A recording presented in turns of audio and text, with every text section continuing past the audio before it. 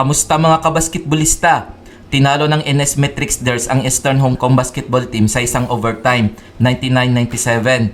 Top performer si Tyson Johnson sa likod ng kanyang 31 points, 6 rebounds, 9 assists at 3 steals.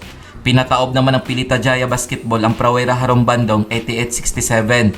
Top performer si Hakori McLaughlin matapos humakot ng 24 points, 4 rebounds, 3 assists at 4 steals. Nagtala naman ng 15 points, 17 rebounds si KG McDaniels.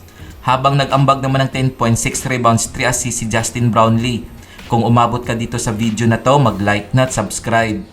Heto ang mga laro ngayong April 26, 2024 nagaganapin sa Jakarta, Indonesia, Britama Arena. Sa first game, magharap ang Prawera Harong Bandong at NS Matrixders alas 5:30 ng hapon. Sa main game, maglalaban ang Pilita Jaya Basketball at Eastern Hong Kong Basketball Team alas 9 ng gabi. Heto ang team standings ng round 2 as of April 24, 2024. Pilita Jaya Basketball 2 win 0 loss. NS Matrixders 1 win 1 loss. Prawera Harong Bandong 1 win 1 loss. Hong Kong Eastern Basketball 0 win 2 losses. Kung nagustuhan mo ang video na to, mag-like na at subscribe.